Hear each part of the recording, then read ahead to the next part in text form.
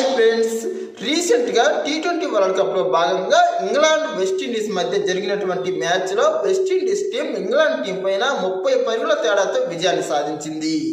ప్రధానంగా ప్రస్తుతం టీ20 ర్యాంకింగ్లో 2వ స్థానంలో ఉన్నటువంటి ఇంగ్లాండ్ టీంకు ఇది ఒక చేదు అనుభవం అనే చెప్పాలి. మెయిన్గా ప్రస్తుతం ఇంగ్లాండ్ టీం అనేది చాలా బలంగా ఉంది.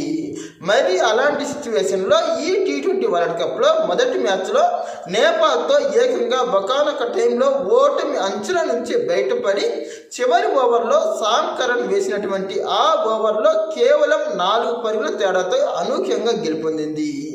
ఇక ఆ మ్యాచ్లో ఓటమి అంచుల మధ్య నిలబడి చివరికి ఎలాగోలా గెలిచినటువంటి ఈ ఇంగ్లాండ్ టీంకు ఈ కరేబియన్ టీం మాత్రం ప్రస్తుతం మొదటిసారిగా ఈ టీ20 వరల్డ్ కప్లో ఓటమి రుచి చూపించింది.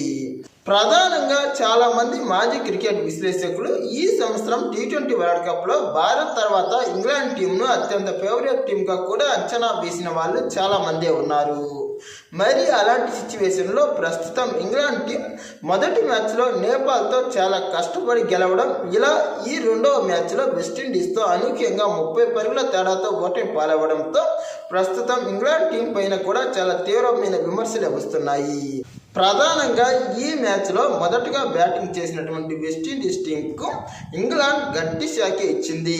ఆరంభంలోనే ఆ జట్టు యొక్క ఓపెనర్ ఇద్దరిని కేవలం 1 రన్కే అవుట్ చేసేసింది.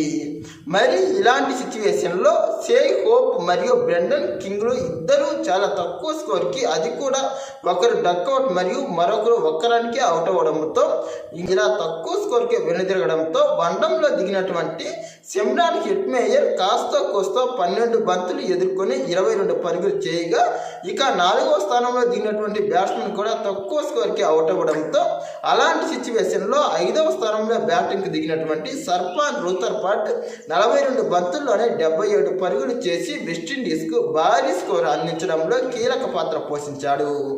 ఇక చివరిలో అతడికి సహకారంగా జేసన్ హోల్డర్ 17 బంతులు ఎదుర్కొని 33 పరుగులు చేయడంతో వెస్టిండీస్ టీం 6 వికెట్ల నష్టానికి 196 పరుగుల భారీ టార్గెట్ను ఇంగ్లాండ్ టీం ముందు ఉంచింది. ఇక ఇంగ్లాండ్ టీం ప్రస్తుతం ఉన్నటువంటి ఫామ్ దృష్ట్యా వాళ్లకు ఆ టార్గెట్ అనేది చాలా సులభమే అని అందరూ అనుకున్నారు. అందుకు అనుగుణంగానే ప్రారంభంలో ఇంగ్లాండ్ టీం యొక్క ఓపెనర్లైన ఫిలిప్ సాల్ట్ మరియు జోస్ బట్లర్లు ఎక్కువ స్కోర్ చేయకుండా కాస్త ధనాధన్ ఇన్నింగ్స్నే ఆరంభంలో స్టార్ట్ చేశారు. కానీ ఫిలిప్ సాల్ట్ 14 బంతుల్లో 30 పరుగులు చేసి, జోస్ బట్లర్ 15 బంతుల్లో 22 పరుగులు చేసి అవుట్ అయ్యాడు. ఇక 3వ స్థానంలో దిగినటువంటి జాకబ్ బెథల్ 33 బంతులు ఎదుర్కొని 42 పరుగులు చేశాడు. ఇతడు కాస్త స్లో బ్యాటింగే చేయడం జరిగింది.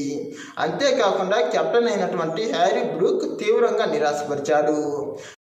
వీరు తప్ప మిగతా అందరూ విఫలమైన సమయంలో చివరిలో అనూహ్యంగా ఆల్రౌండర్ అయినటువంటి సామ్ కరణ్ అద్భుతంగా వెస్టిండీస్ టీం బౌలర్ల పైన ఆధిపత్యం చెలాయించాడు.